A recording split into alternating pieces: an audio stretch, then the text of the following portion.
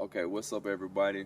I'm actually filming this video the same day that I'm uploading it, so this video may be a little bit cut and dry, straight to the point.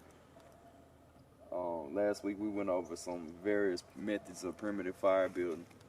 This week we're gonna go over purifying, filtering out some water. Now, this is a somewhat semi-primitive clarification filter, so I want to be very clear on this.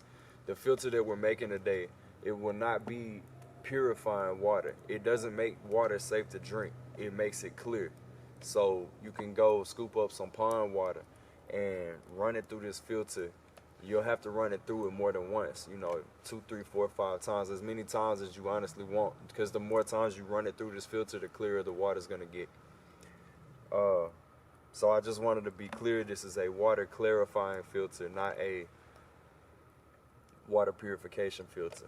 This clears up cloudiness. It removes sediment.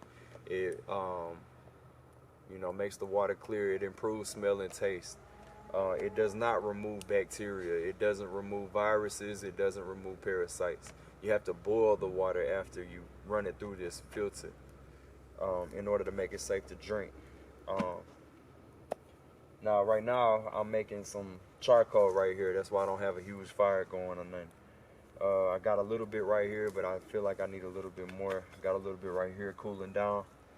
But basically, how you make this filter is you find you any kind of plastic container, water bottle of any sort. And if you're in a survival situation, I mean, unfortunately, everybody litters everywhere.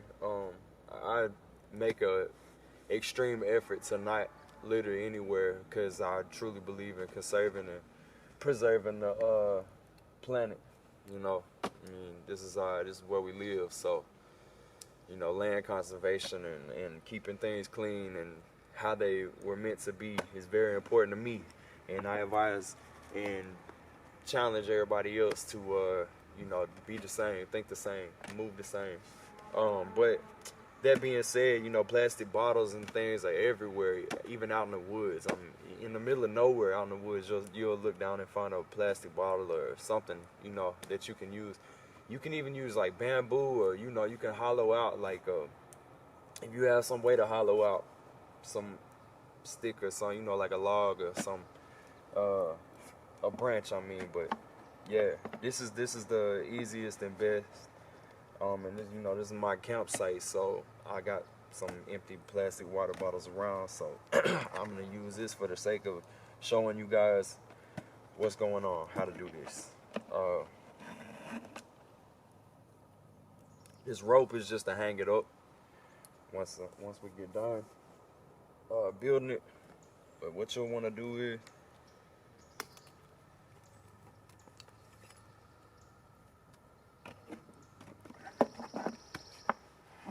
cut off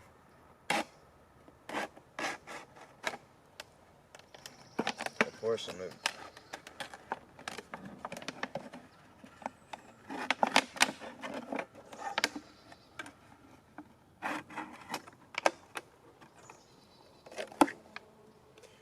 You can save this to store, let the water fall into or whatever. Gravel. And you can find gravel like in a survival situation.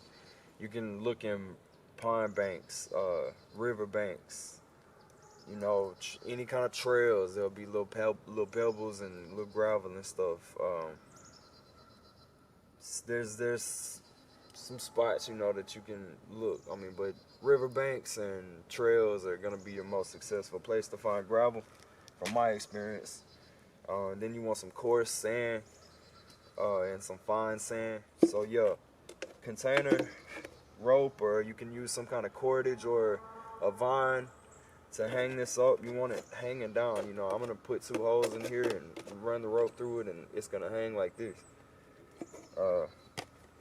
And you want some cloth, cotton, 100% cotton, just like that char cloth.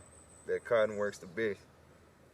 And you want your cloth to be a little bit wider than the container itself, because you kind of want it to fold over. You don't want any gaps or any leakage from your cloth. And you can use cloth or moss or both.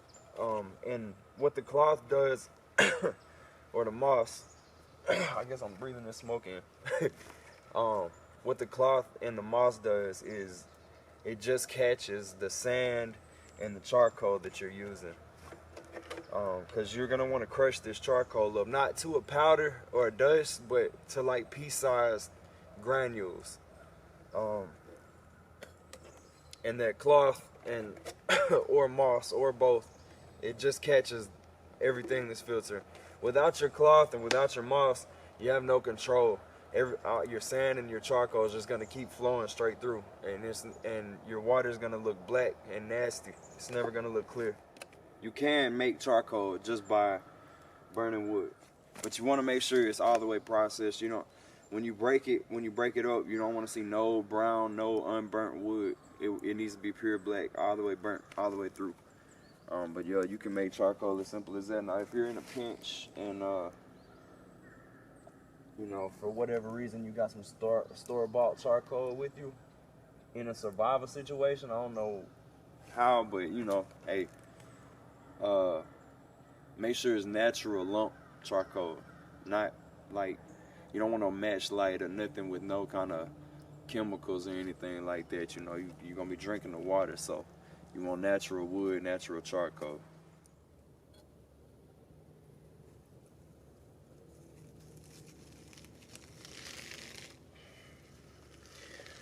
I'm crushing this charcoal up to increase surface area in the filter.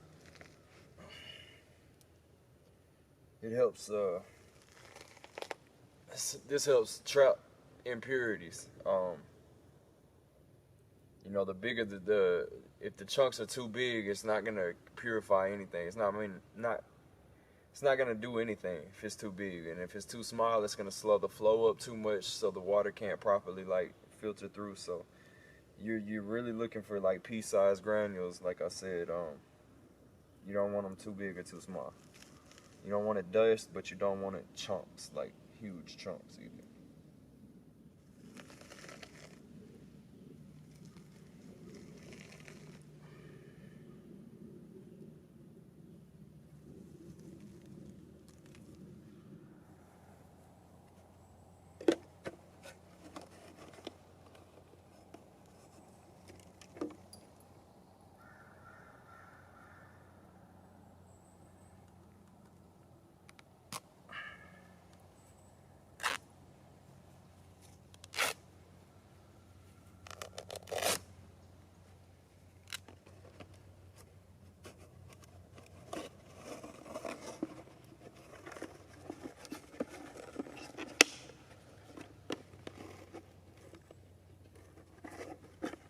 Now, if you want to tear it instead of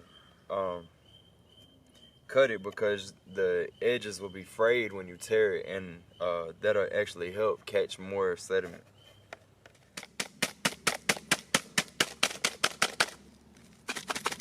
But you don't want heavy, compacted like soil. You want sand, like coarse, granulated sand that water can easily run through.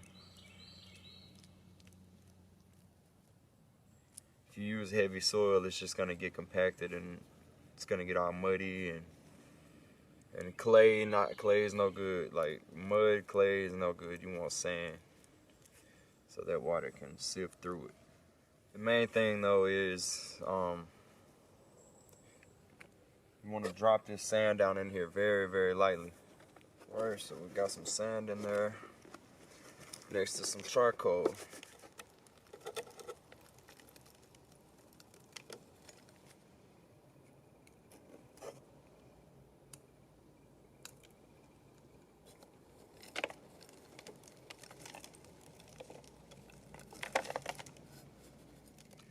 We're gonna put some coarser rocks on the top of the charcoal.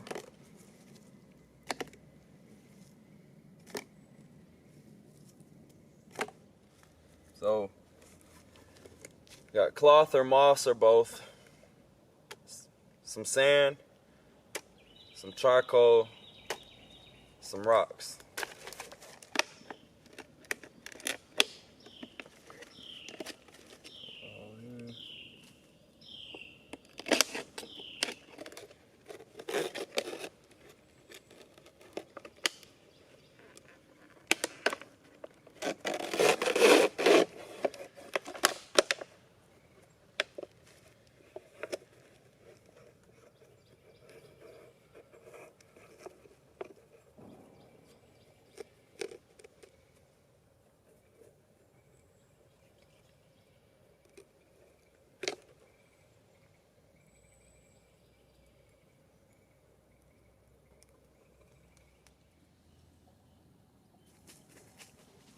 If I'm gonna be honest, I thought this pond water was gonna be a lot worse than this.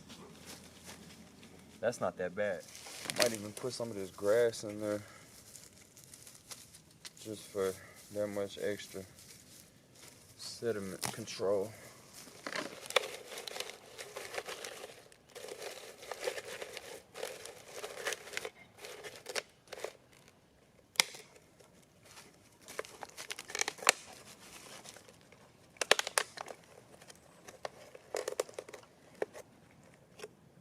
Just a little extra. Come on, boy. Let's see what we get. Now you want to pour this slow, because if you go too fast, it's gonna run all through the. You're just not gonna get a good. You're not gonna get a good flow. You're not gonna get good clarification. You want to just. You don't want to just dump it in there.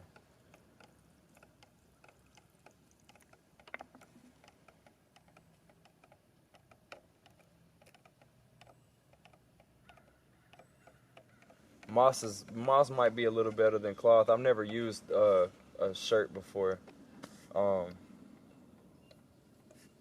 So I don't know, moss might be a little bit better.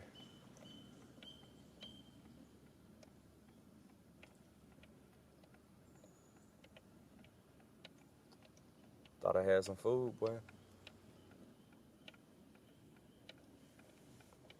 But moss might be a little bit better as far as like the flow. But we're collecting a good bit of water in it. It's not looking bad. I mean, you can clearly see a little bit of sand. I'm assuming this is what that little brownish tint is. I mean, it's looking pretty clear though, I'm not gonna lie. And this thing's dripping pretty slow. I found some moss up by the pond. I kind of want to remake this filter and redo it another day and see, you know, how much better that moss works compared to a cotton t-shirt. Also, I put 2 layers of cotton t-shirt in there. I think you only need 1. Like I said last video, everything that I'm doing, you know, this is my second time making one of these. My first time was an epic fail because I didn't study up on it real good. But I also made it before I really got deep into bushcraft. So this one's working a lot better. But I think that you can, I think it's better with just 1 cloth instead of 2. I know 1's all you really need, and it'd probably be running a lot smoother. But I just, like I said, I'm on a time crunch today, so I didn't really feel like dismantling this and redoing everything. I'm just rolling with it. I'm gonna run this through a time or 2 more. Hopefully it clears up, but from there I'm gonna boil it. And you know, I mean, if I was in a survival situation right now, I'd be drinking that right. I mean, I'd be putting it on the fire, boiling it right now, and drinking that. If when you boil water, and then once it cools down, all of the sediment and everything, it goes to the bottom. So all you gotta do is make sure you either drink or pour it into your container very, very slowly, and you're just gonna get clean, clear water. I just want to explain in detail what everything's doing in there. So the grass and the rocks are literally just to, I mean, the grass does some filtering, But the grass and the rocks are mainly just to reduce the impact of the water onto the sand and the charcoal. The sand, the charcoal, and the cloth are doing the main work. But that's pretty much all that's doing. 5 or 6, something like that. But you can see it's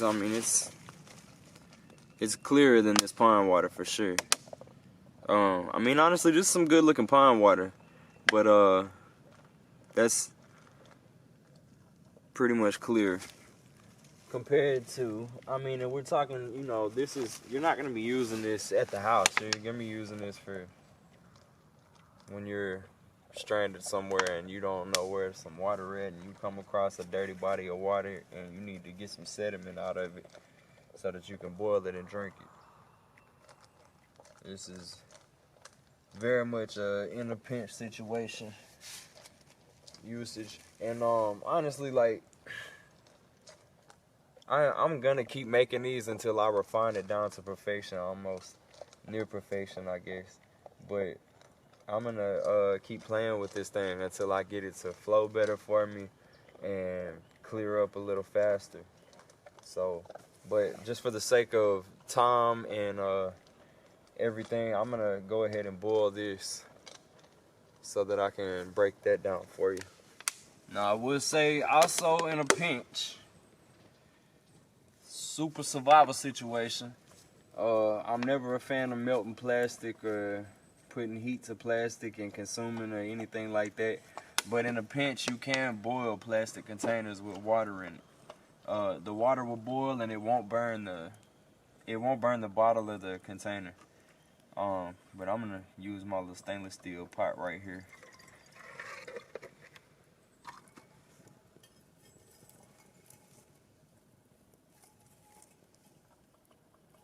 Now, not that you would have a thermostat or anything, or temperature gauge or anything like that in a wilderness or survival situation, but